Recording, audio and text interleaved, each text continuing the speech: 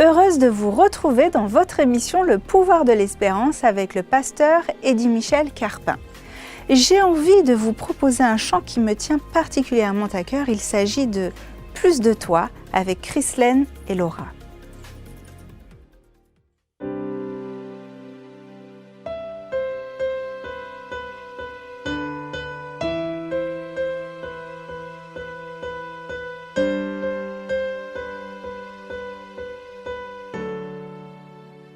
Quel privilège de t'adorer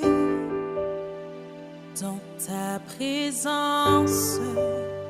Je veux rester devant ta gloire, me prosterner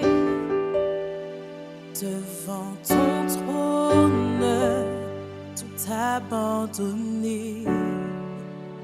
Juste à tes pieds, c'est là qu'est ma place pour l'éternité. Contempler ta face, plus de toi, plus de toi, de ton esprit, plus de toi, plus de toi, plus de toi, Saint-Esprit.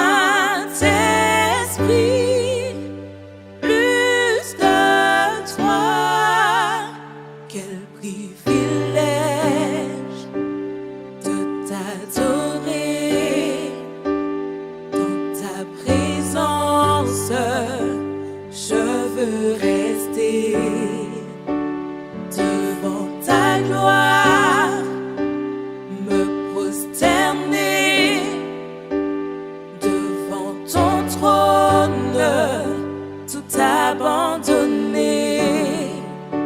Juste à tes pieds, c'est là qu'est ma place pour l'éternité. Contempler ta face, juste à tes pieds, c'est là qu'est ma place pour l'éternité. Contempler ta face, plus de toi, plus de toi, de ton esprit.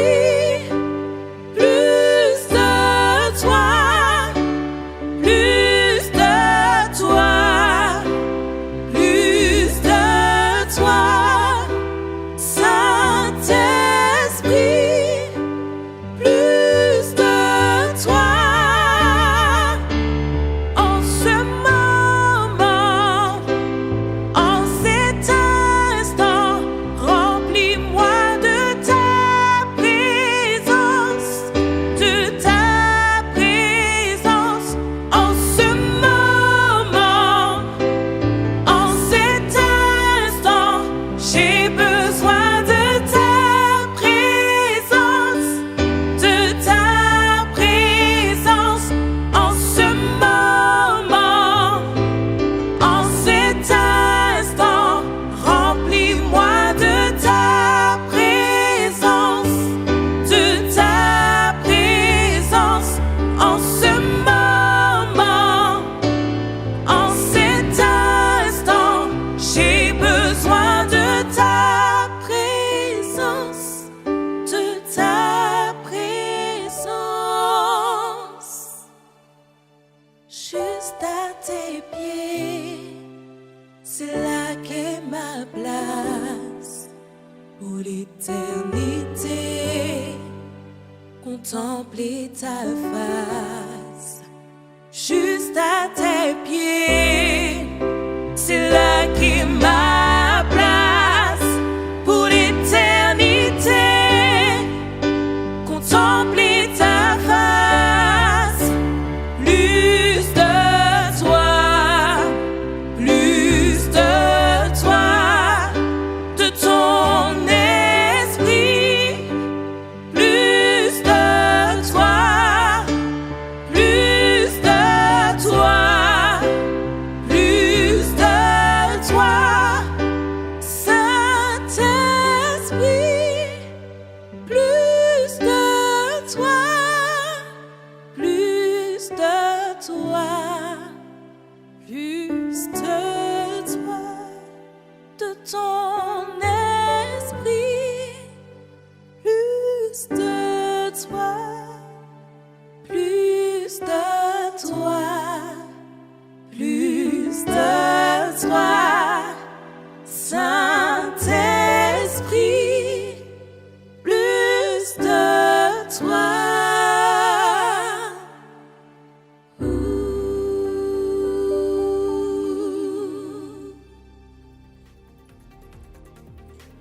Chrislaine et Laura, merci, ça a été un vrai plaisir de vous écouter.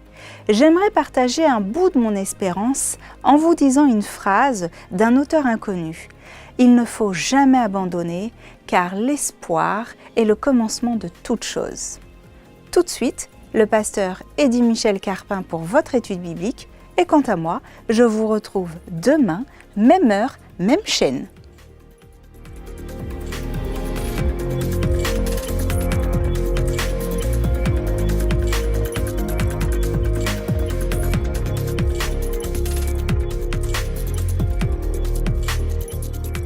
Merci Florine pour l'accueil chaleureux aujourd'hui.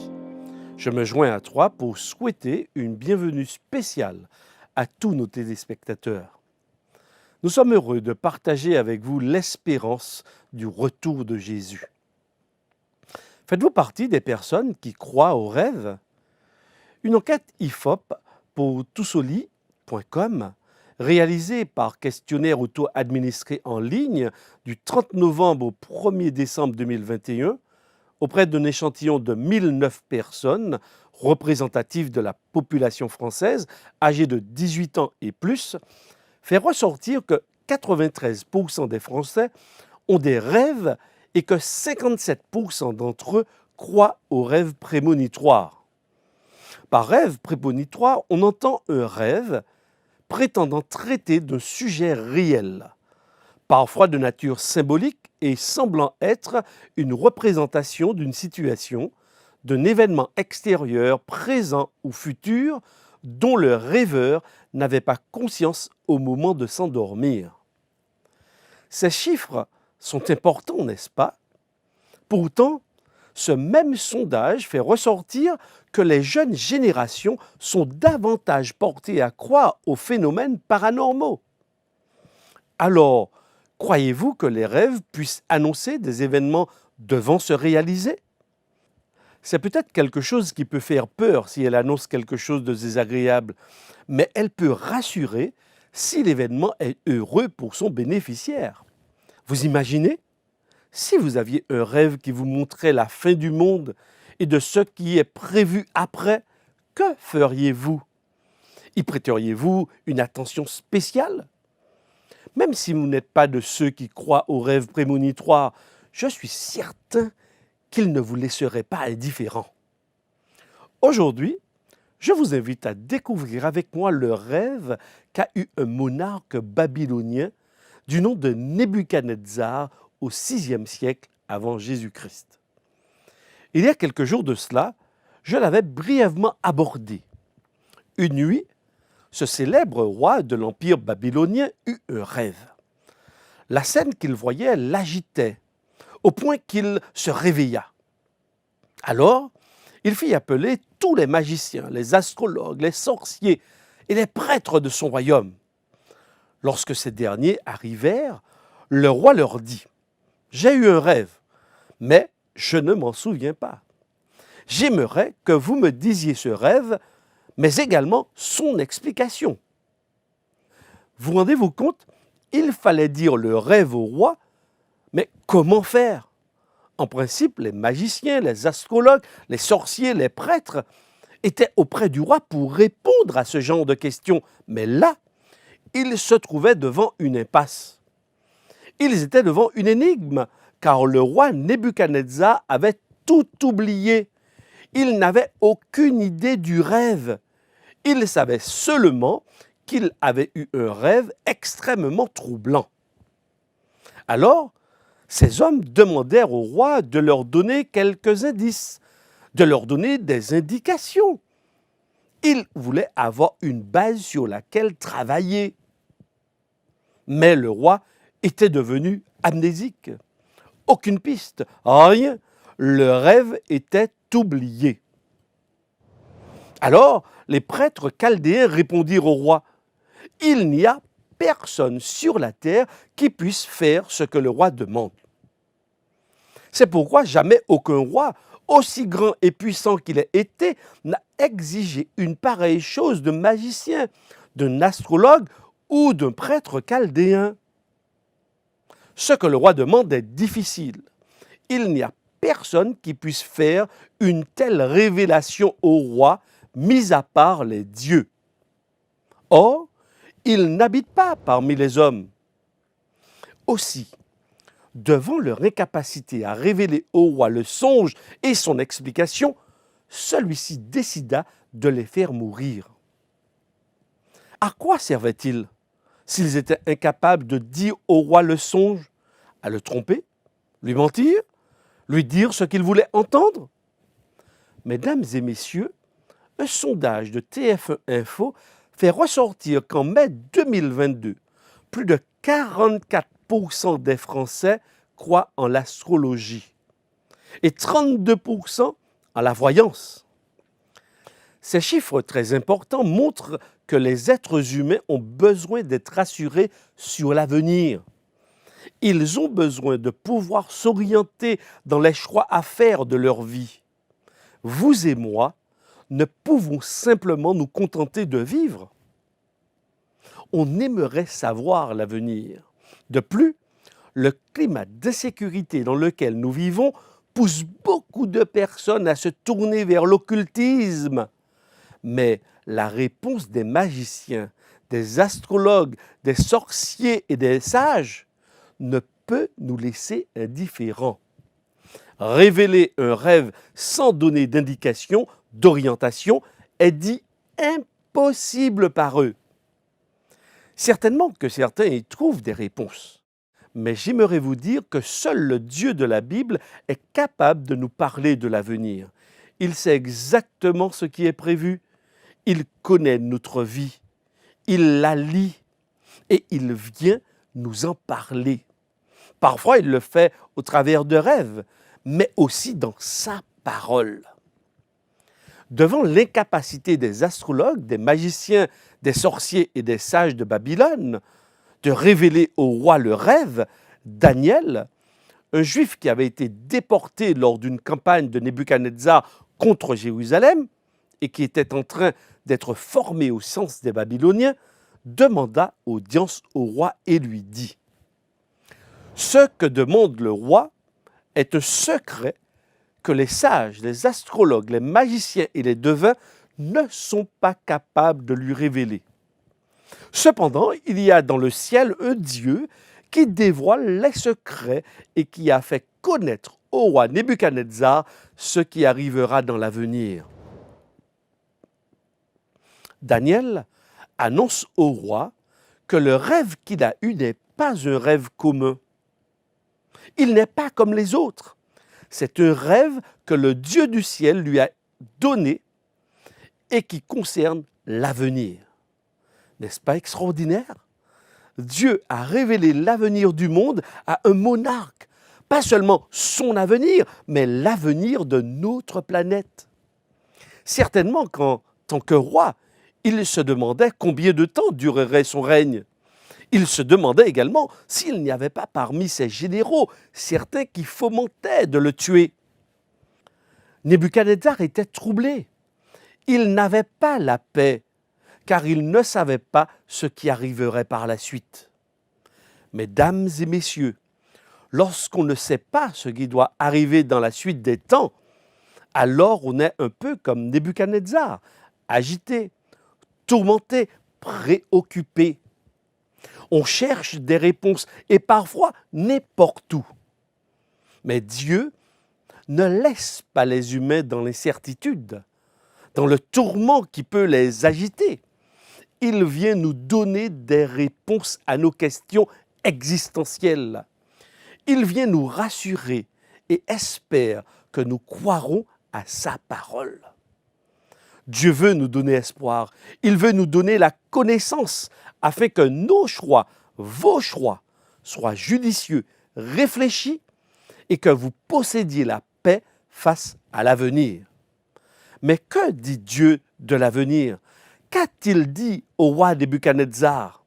Lisons la suite du texte. « Roi, tu regardais et tu as vu une grande statue. Cette statue était immense et d'une splendeur extraordinaire. Elle était debout devant toi et son aspect était terrifiant. La tête de cette statue était en or pur, sa poitrine et ses bras en argent, son ventre et ses cuisses en bronze, ses jambes en fer, ses pieds en partie de fer et en partie en argile. Pendant que tu regardais, une pierre s'est détachée sans aucune intervention extérieure. Elle a frappé les pieds en fer et en argile de la statue et les a pulvérisés. Le fer, l'argile, le bronze, l'argent et l'or ont été alors pulvérisés ensemble et ils sont devenus pareils à la balle qui s'échappe d'une aire de battage en été. Le vent les a emportés et on n'a trouvé aucune trace d'eux. Quant à la pierre qui a frappé la statue, elle est devenue une grande montagne et a rempli toute la terre. Effectivement, on peut comprendre que ce rêve fut effrayant, car ce n'est pas simplement la statue qui est imposante avec les différents métaux, mais ce qui a dû terrifier le roi Nebuchadnezzar, c'est l'arrivée de la pierre qui se détache sans l'intervention des hommes et qui a réduit à néant toute la statue. Le vent les a emportés et on n'a plus retrouvé aucune trace d'eux sur la terre. Incroyable! Mais qu'est-ce que cela veut dire? Lisons l'explication donnée toujours par Daniel au roi Nebuchadnezzar. Roi, tu es le roi des rois, parce que le Dieu du ciel t'a donné la royauté, la puissance, la force et la gloire. Il a placé sous ta domination où qu'ils habitent les hommes, les bêtes sauvages et les oiseaux. Et il t'a donné le pouvoir sur eux tous. La tête en or, c'est Troie. Après Troie, surgira un autre royaume inférieur au tien, puis un troisième royaume qui sera en bronze et qui dominera sur toute la terre. Il y aura un quatrième royaume, solide comme du fer. De même, tu as vu les pieds et les orteils en partie en argile du potier et en partie de fer. De même, ce royaume sera divisé, mais il y aura en lui quelque chose de la force du fer, parce que tu as vu le fer mélangé à l'argile. Cependant, ils ne seront pas vraiment unis l'un à l'autre, de même que l'on ne peut allier le fer à l'argile. Dieu révèle donc au roi Nebuchadnezzar qu'il y aura après lui 4 royaumes, mais qui perdront de leur éclat au fur et à mesure des changements des royaumes. Puis apparaîtront des royaumes divisés, la partie d'argile et la partie de fer.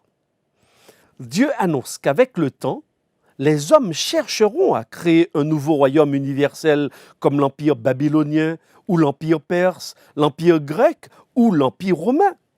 Mais ils n'y arriveront pas. Lorsque nous cherchons dans les livres d'histoire ou sur Internet les royaumes qui se sont succédés dans le Moyen-Orient ou sur l'Europe, nous remarquons que ces différents empires se sont succédés l'un après l'autre, exactement comme le Seigneur l'avait annoncé au roi Nebuchadnezzar par la bouche du prophète Daniel. Ce rêve n'était donc pas anodin. Il annonçait bien au roi la suite des temps. Il annonçait l'avenir, notre avenir. Mesdames et messieurs, je ne peux vous dire comment Dieu fait pour connaître l'avenir avec autant de précision, mais je peux simplement constater qu'il le connaît. L'histoire nous le prouve. Dieu est le seul capable de dire les choses avant qu'elles n'arrivent. Il le fait pour que nous apprenions à avoir confiance en lui. La capacité qu'a Dieu de connaître l'avenir s'appelle l'omniscience. D'ailleurs, le prophète Ésaïe décrit cette omniscience de cette manière. « Je suis Dieu et personne n'est comparable à moi. Je révèle dès le début ce qui doit arriver et longtemps à l'avance ce qui n'est pas encore mis en œuvre.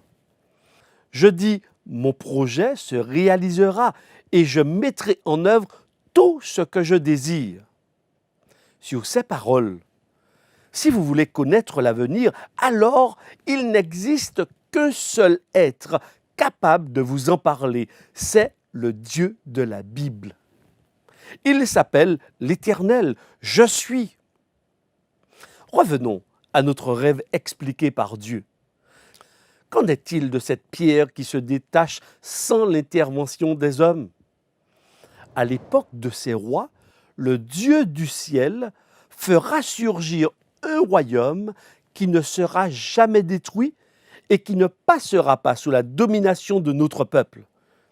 Il pulvérisera tous ces royaumes-là et y mettra fin, tandis que lui-même subsistera éternellement.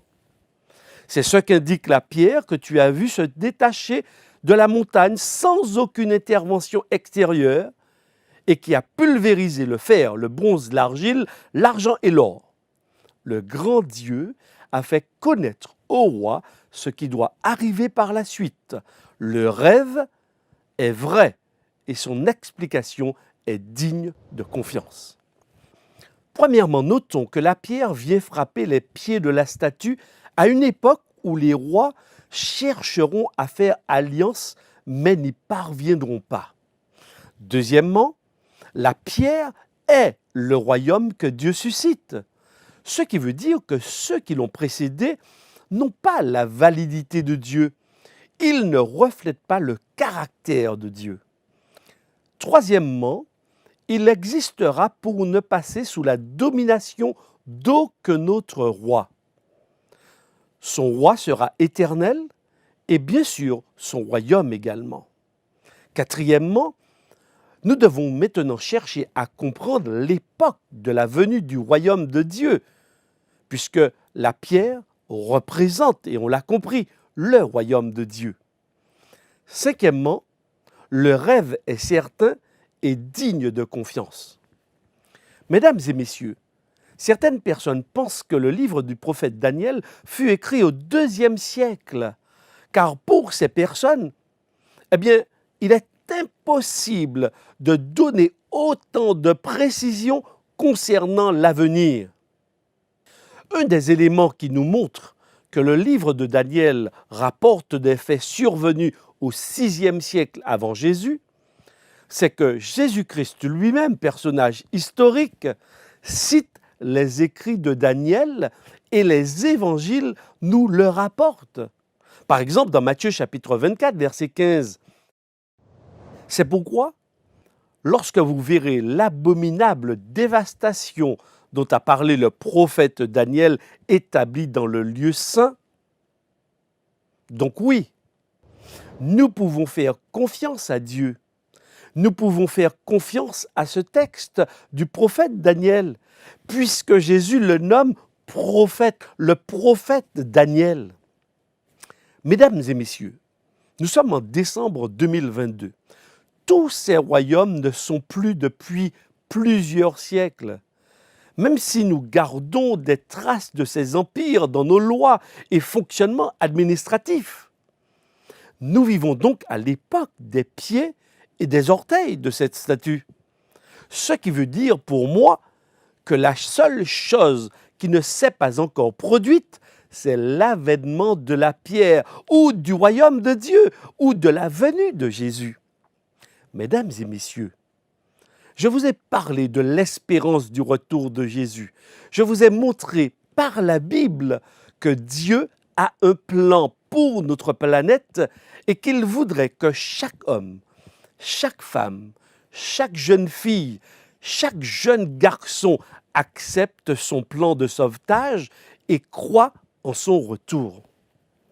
Mesdames et messieurs, il n'y a pas de plus belle espérance que de croire que Jésus revient et qu'il ramènera à la vie toutes celles et ceux qui ont placé leur confiance en lui. Je vous demande ardemment d'accepter l'espérance que vous apporte Jésus. Il est la réponse à tous vos problèmes, à tous nos problèmes. Il est la solution pour notre avenir. Cette parole de Dieu est véritable et digne de confiance. Ce soir, j'ai quelques livres à vous offrir. Puisque nous sommes en pleine période de cadeaux, alors ce soir, les 100 premières personnes qui appelleront recevront ce magnifique livre, L'Ultime Espérance. Appelez dès à présent au numéro gratuit qui s'affiche sur vos écrans. Oui, appelez et dites « Pouvoir de l'espérance ». Je vous souhaite une bonne fin de soirée, mais n'oubliez pas que seul Dieu peut annoncer l'avenir et il vous l'a fait connaître. À demain, Dieu voulant, même heure et même chaîne.